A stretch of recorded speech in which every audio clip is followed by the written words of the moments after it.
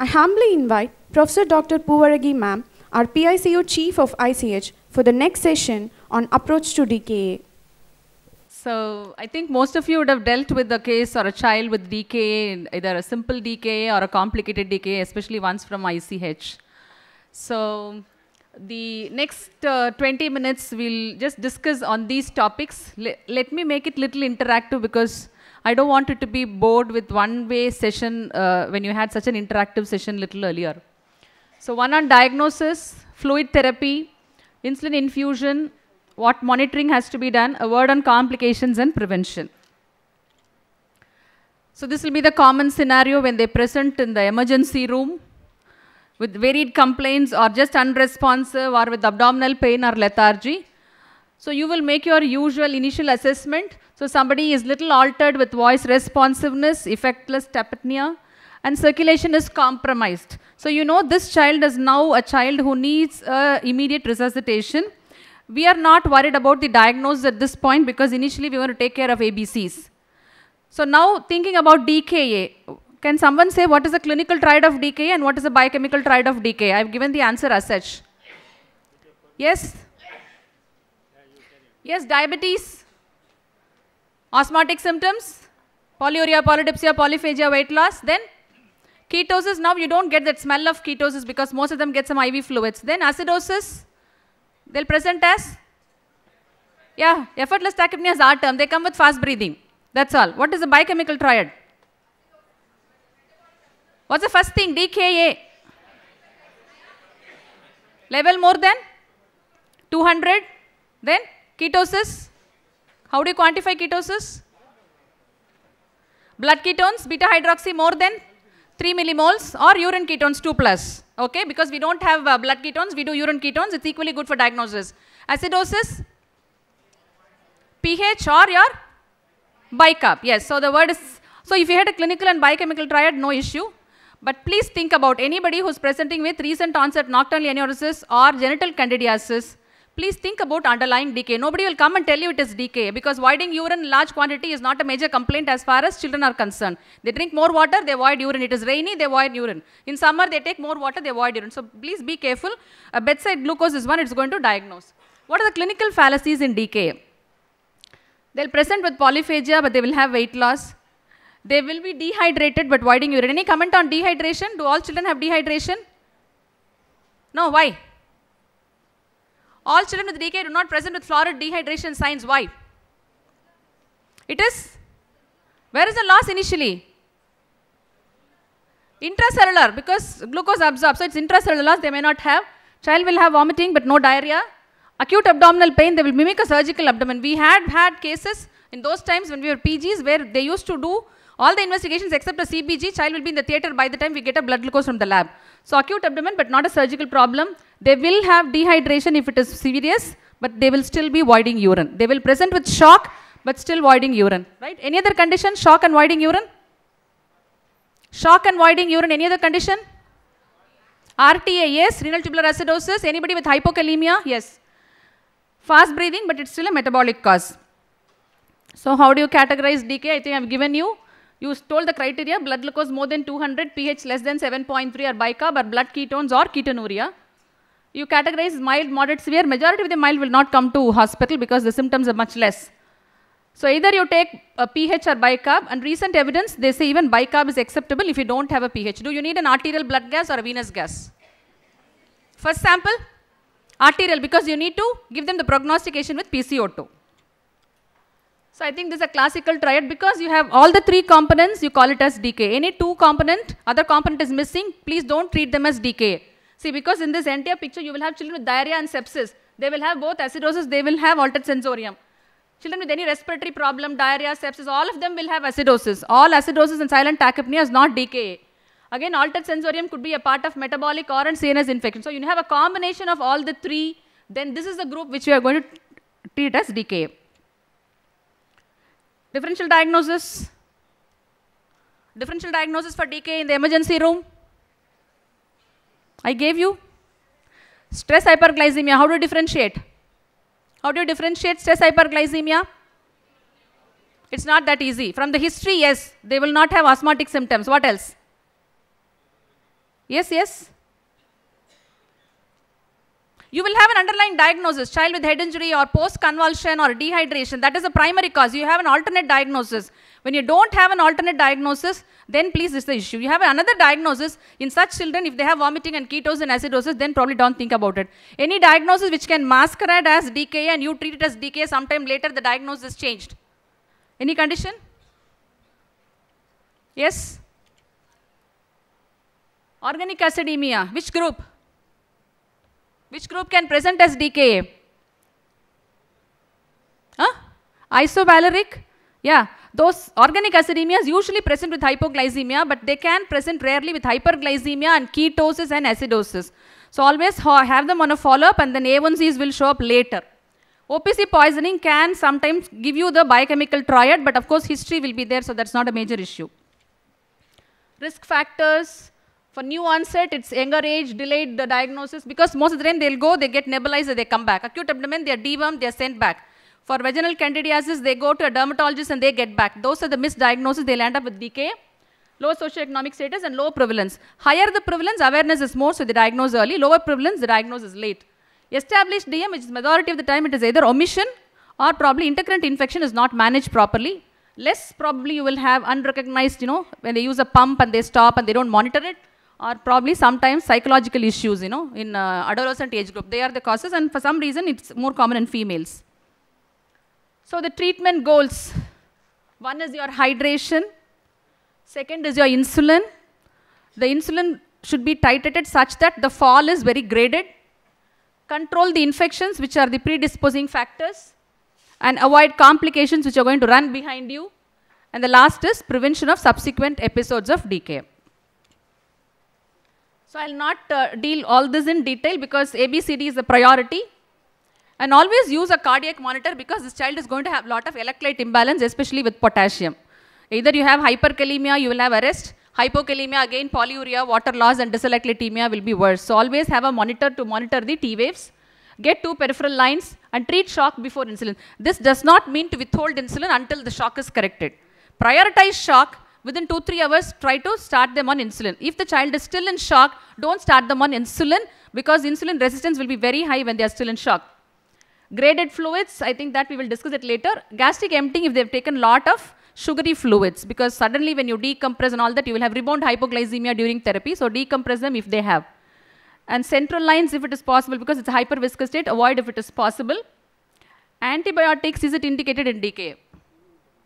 Is there an indication for antibiotic? Yes or no? If yes, where? Yes. Yes or no? Yes. Where is it indicated? Yeah, if you have an obvious focus of sepsis, if the child presents with fever in DKA, unless proved otherwise, it is sepsis. Any focus is there, you take it. Okay. Refractory shock beyond hypovolemia, it could be an occult sepsis. See, DKA is one of the conditions like uremia or hepatic failure where they will not have fever despite having sepsis. If they have fever, it is proven sepsis. Okay. And intubation, yes, if the child is obtunded, you intubate when they present little, late when they come to you. But when you intubate, take care of them. You have to give a drug-assisted intubation. Otherwise, you will be creating spikes of ICPs. So be very careful when you intubate. Yes. When you have a child who is 40 kilos in DKA, a 10-year-old or an 8-year-old child, how do you calculate the fluids? 8-year-old child coming with 42 kilos. It comes under obesity. Please take the expected weight and take the existing weight. Child mother may say there is 5 kilos weight loss in the past 2 weeks. But please take the existing weight, and in case you are planning to use body surface area, take the height. Because for that you need to take the height, not the weight of the child. Okay. So, and the fluid calculation I think will go a little, yeah. So what is ideal fluid? Somebody says half NS, am I right or wrong? Don't pick up an argument with an examiner. If he says NS, say yes. If he says half NS, yes, say yes. Because now we have evidence to say normal saline or half normal saline. But traditionally what is followed is ISPAD guideline where you use only normal saline. But current guidelines, the trial, Pecan trial which is going on has clearly made it. The rate and the concentration of the sodium does not make a difference. For argument's sake, or probably if they want the updates, probably you are justified in saying. Otherwise what we use is only normal saline. We are not using half normal saline. If there is shock, how much of boluses can you give? 2 boluses probably. Don't push them. Like dengue, don't push them. There's a certain, any other condition where you won't push in fluid so fast? DKA, dengue, cardiogenic shock. So don't push them fluids, give them slowly. So maybe 2 boluses. If shock persists beyond 2 boluses, what does it indicate in DKA? Yes, probably underlying sepsis. Take on early inotropes. Don't keep on bolusing them. You need to give boluses. Fluid is a double-edged weapon. Early inotropes and antibiotics followed by deficit. Okay. Now this guideline, the last line, do not reduce up to 20 ml per kilo is if you want to follow BSPAD guideline. For us, we still reduce whatever boluses we give when we calculate your fluid. So we use normal saline with KCl or without KCl depending upon the potassium. And then your fluid calculation, you will subtract the boluses you give. But if they ask you, you don't have to subtract. Yes, we have the BSPAD guidelines, British guidelines, which say you don't have to subtract up to 20 ml. If you give more than that, please subtract them when you calculate the fluids. Okay, I think I've covered fluid calculation. It's nothing difficult. It's a simple holiday formula. So you calculate the dehydration, you calculate the 48 hours maintenance, add up both, subtract the boluses and give it uniformly at a rate for the next 48 hours. How long will you give IV fluids?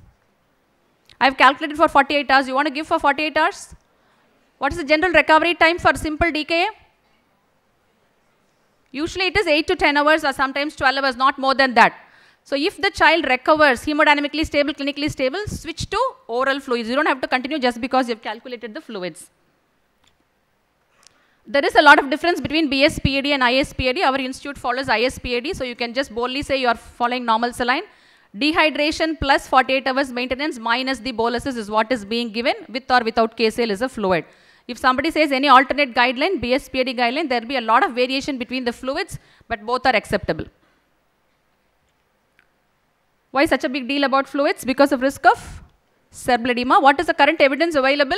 This is the latest trial, 2013 Pecan trial, where they have used normal saline and half normal saline, rapid bolus, slow boluses, 10% dehydration, 5% dehydration. Ultimately, at the end of the day, what did they say? No significant difference in frequency of either altered mental status or diagnosis of cerebral edema in any of the treatment arms. All the 4 were same. And their long-term neurological outcomes were also similar. Point estimate suggested lower frequencies of altered mental status with 0.45 saline, but then that was not statistically significant. So now the last consensus is either normal saline or half normal saline. Whether you give rapidly or slowly, the outcome is the same. Okay? So how long you continue normal saline? Why do I prefer to give normal saline? Though half normal saline is allowed, why do I prefer to use normal saline? You don't want to give a hypotonic fluid. It's already a hypertonic state. Whatever you give is also not actually isotonic. Compared to what osmolality it is existing, what you give is little less. But still normal saline is considered. Sometimes you can use, what is alternate fluid available? Other than normal saline? Can you use anything else? Yes? Plasma light. No, lactate. So plasma light or even RL. Okay. So you have been starting, I think fluids you are okay. Dehydration plus 48 hours maintenance minus boluses you have started. How long you continue the fluid? When do you switch over? When your blood sugar is between 250 to 300, you switch over the fluids to half normal saline containing your whatever dextrose. Because that's the time when the osmolality has come down, so you can continue. Or you can continue giving half normal saline till acidosis is resolving. Either way you can do it. If the child's glucose has come down, but child is still acidotic, what is the problem? Child's sugars are coming down, but child is still acidotic. Yes, 1 hyperchloride, then? Still acidosis is not resolved. So what does it mean? You need to continue insulin and fluids for some more time. So in that case, what will you do? You have to maintain your sugars between 200 to 250. So raise up your dextrose. Okay? I think this I've covered. So if you calculate either way, there will be a lot of difference between ISPAD and BSPAD, but please stick on to ISPAD as long as our institute protocol goes on. So anything about fluids? I've completed fluids. Starting fluids, how long you continue, what fluids, why, and what is the current consensus. Now about insulin. So start insulin after 1 to 2 hours. Why? Not at the first hour. Even if the child is not in shock, child is no shock, no bolus of fluid, you just start on the calculated fluid. Now you have corrected shock, you have started fluids. When do you start on insulin? Why not in the first hour? Anybody? What will happen if you start insulin in the first hour? little unlikely to be. What is the problem? See, already your fluids, dehydrated state, fluids itself will produce some amount of glycemic control. On top of it, you add insulin, there will be a rapid fall in the blood glucose. From 600, it falls to 200. Such a rapid fall will cause osmotic disequilibrium. That's one of the precipitating factors for cerebral edema. So you don't want to start insulin at the first hour. Give fluids for some time. And second reason, if somebody is volume contracted and you give insulin, you have insulin resistance. So suddenly the pent-up insulin will start acting once volume contraction is relieved. After a few hours, you will get a rapid fall in the blood glucose. That's why I said graded fall in the blood glucose, which means what is the graded fall of glucose? At the rate of 100, 50 to 100 milligrams per dl is the graded fall of glucose you want. What's the starting dose? 0.05 to 0.1 unit per kilo. Treat according to the blood glucose and titrate it. Low dose is 0.05. Conventional dose is 0.1. You can use either you use 0.05 or 0.1. Both are equally effective in terms of correction of acidosis and the immediate morbidity and mortality. Studies have shown that both are equal. So when you can get the effect with the low dose, why do you have to go with the higher dose? But the last line is higher dose is not still harmful. What we have been using is 0.1. You can still use 0.05. So if somebody asks, you can say 0.05 to 0.1 unit per kg. And what you use is what type of insulin? Regular insulin, yes. Is there any role for rapid insulin? Yes. If you have no option for giving IV infusion, even your regular insulin can be used 4th hourly, subcutaneous, provided the child is not in shock. In shock, insulin will not get absorbed, so you cannot use. If the child is not in shock, you are in a peripheral center, you can still use, or sometimes you can use in uncomplicated DKA, subcutaneous, rapid acting or the newer insulins. Newer insulin is what I mean is which are rapid acting monomer insulins. So you can use them on every hourly or second hourly basis. This is only when you don't have facility for giving an IV infusion of insulin. That's an alternative. What are the precautions before insulin? What precaution will you take before starting insulin? One is fluid, first 1 to 2 hours of fluid and then insulin. Then what else? Yes, priming of the insulin preparation, because the tubing will absorb. You have to prepare 50 units in 50 ml and let out the half of preparations. Okay, then what else? Separate IV line, or you give it along with the IV fluid. Separate line, but please connect it in a 3-way when it is going inside the line, because if it leaks below your plaster, you will not be able to identify. The rate is 1 or 2 ml per hour. So if it leaks for 5 hours also, only 10 ml will get extravasated. So connect it in a separate line, but please put a 3-way along the eye and connect it. Okay, what else precaution? Potassium? Somebody's potassium. How will be the potassium in DKA? Why? You have hypo or hyperkalemia? Huh? Acidosis, what will happen? Potassium will be shifted high. Shifted out. So you will have hyperkalemia, but total body potassium will be low. So when you start on insulin, what precaution you will take with respect to potassium? Somebody can still be hypokalemic. A normal potassium or a low potassium in DKA is an ominous sign. Usually you get hyperkalemic side, it gets shifted out. As you treat, it goes in. If somebody comes with normal potassium or low potassium, be careful. You cannot start insulin if the potassium is less than 2.5. Supplement potassium, get it corrected and then start. That's important. So before starting insulin, ensure normal potassium. Keep a cardiac monitor. And infusion, as somebody said, meticulously prepare them. Prime the tube well and monitor hourly blood glucose. Adjust the dose. And do not, your rapid fall should be avoided whenever you give insulin infusion. Okay, child is continuing to have hyperglycemia with insulin. What will you do? Sugar is still high. What will you do? Insulin is already at 0.1 unit per kilo. What will you do? pH is still high, sugar is still high. 3 hours of insulin infusion, sugars have not come down. What's the problem? Check for? Okay, probably insulin is not delivered, or probably the insulin is not primed properly. Discard and prepare a fresh insulin and give it, or the other reason could be child is already established renal failure. So when to stop insulin? You have started insulin, it's running. When to stop insulin? Ketosis resolves. What do I mean by ketosis resolves? I can't measure beta hydroxy. So, what's among these, which character will you take? Among all this, anion gap normalized, pH normalized, bicarb normal, clinically stable. Which of this will say the criteria for stopping insulin infusion? Bicarb? See, anion gap, narrowing of anion gap, yes. Keto acid is the one which is causing. So, narrowing of anion gap is the best parameter. But if the child develops renal failure, you will get persistent acidosis, but it's a non-anion gap acidosis. Okay, fine. pH will be normalized. Yes, but in hyperchloremia, pH will still be low, but you can go ahead and you can convert them on insulin. Okay. Bicarbonate, yes, if you don't have any of these. The first thing will be at least beta hydroxy. Less than 1 millimole is the ideal thing to stop insulin infusion to subcutaneous. Because it's not available, you go by your anion gap or the pH or the bicarb. If nothing is available, clinical parameters. So how to switch? What is overlap time? What is overlap time?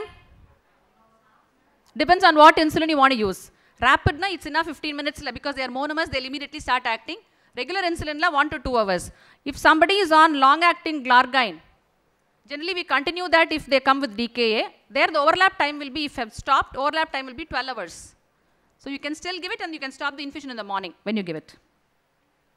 And please don't write it 8th hourly and give it clock precision. Put it as pre-meal. You clockwise put it 3 8th hourly kudupinga, but morning, afternoon, night, dinner 12 hours la irukkum. So always put it pre-meal, pre-breakfast, pre-lunch and pre-dinner. I think this I have covered. What are the investigations you are going to do?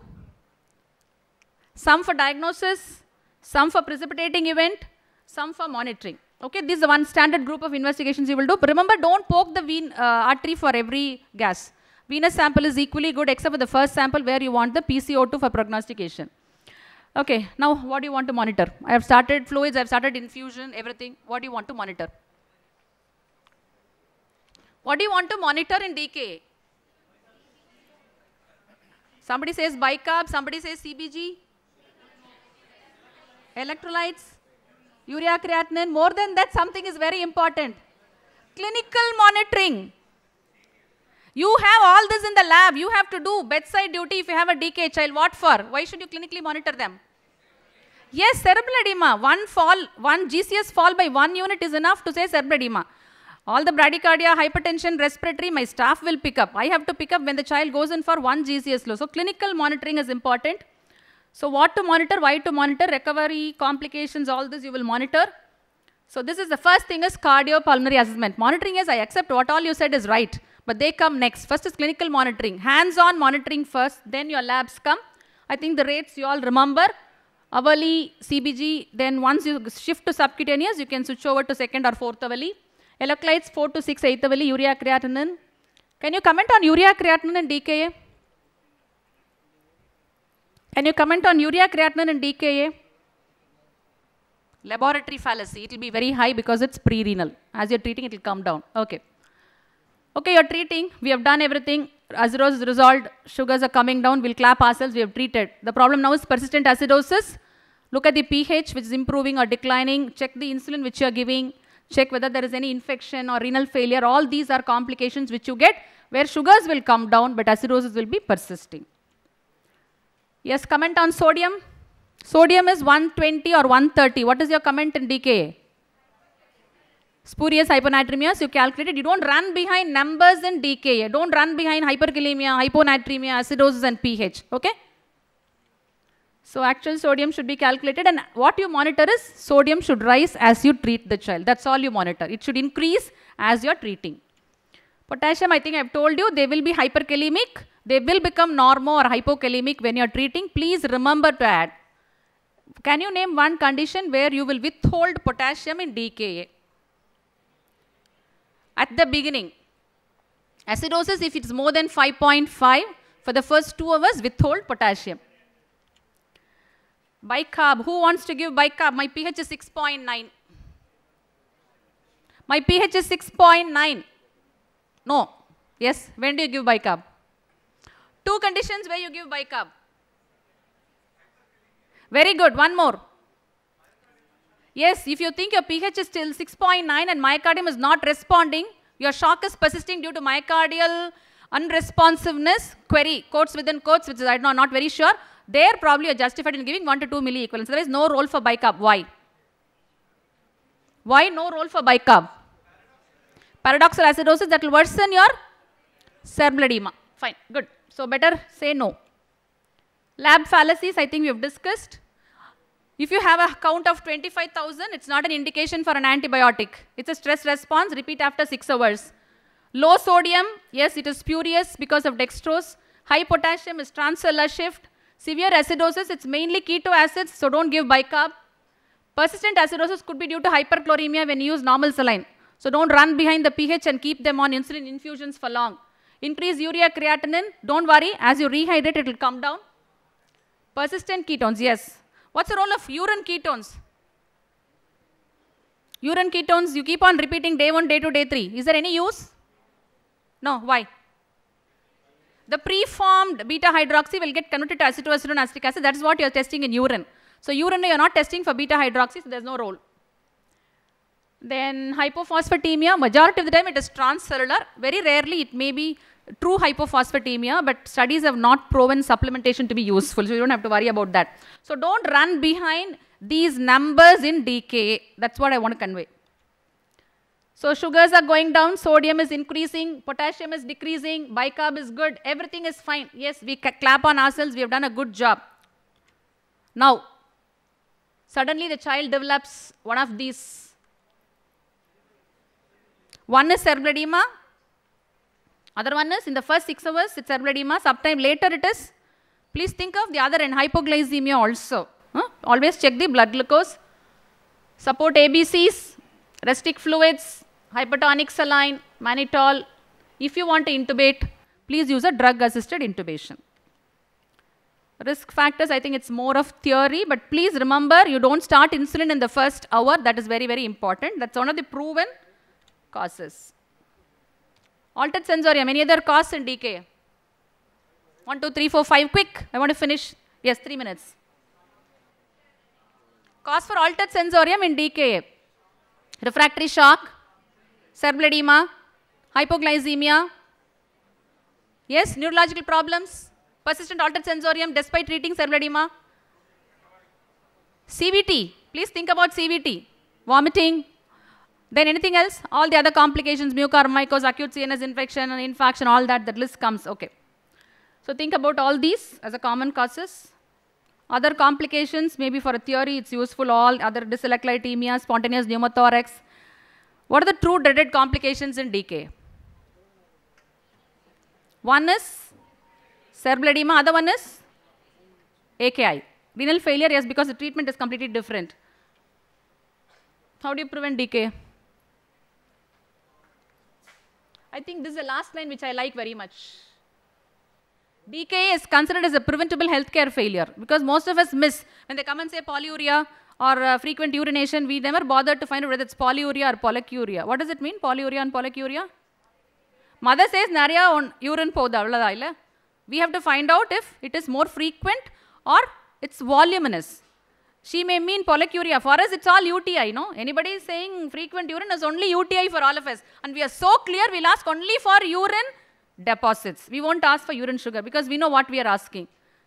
So that child will keep running. UTI is the commonest infection in DKA. They will definitely have UTI. You treat it, child will become bad, land up with DKA. Then why tachypnea in a child with UTI? Then we think about the other way. So please always remember to clear whether it is polyuria or polyuria. So this is one you can want to prevent. It's early diagnosis, avoiding delay. Probably known diabetic, we don't talk to them. We have to counsel them. Keep them counseling every time so they don't have missed the drug. And whenever there is an infection, they need to treat properly. Other psychological issues and endocrine issues have to be addressed. I think I'm done with mortality. This is what is the mortality in developed countries. What is the common cause of death in DKA? What's the cause of death in DKA? Yes? Says very good. Cerebral edema, our mortality. Ours means not ours. Its mortality in developing countries is around 1 to 13%. Look at the difference, 0.1 to 1 and 1 to 13%. Okay, it's very high. So cerebral edema, renal failure, intercurrent infections. Infection is a peculiar problem in developing countries. Okay, all the very best. Any clarifications you want in DKA, get it clarified.